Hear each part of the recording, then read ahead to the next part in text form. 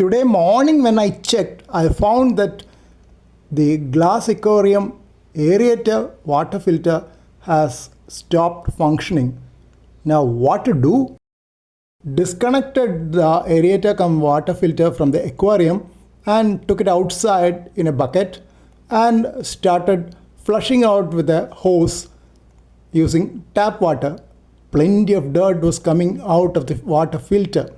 I separated the pump, which also had the motor, from the filter part and then started flushing water again using a hose, and plenty of dirt was coming out from both the filter as well as the pump, mostly from the filter, which also contains a sponge inside. Continued flushing water and the return started becoming clearer as more and more water was flushed in, so that it was getting cleaner. Next, I removed the lid of the filter and separated it out.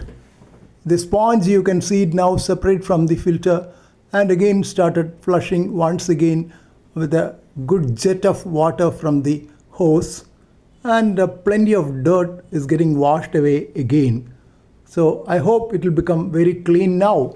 More and more water was used and the dirt was getting washed away. All the dirt which has collected over the days in the filter. The return water is becoming clearer and clearer as I am using more flushing. Now the water returning from the filter and the motor pump combination is almost clear. So I am almost sure that the dirt has been flushed out. In addition, I pressed the sponge a couple of times to see to it that most of the dirt has gone out. Now I have assembled the unit back again and fixed it on the aquarium wall using the suction cups, and it has started functioning very well with a wonderful jet.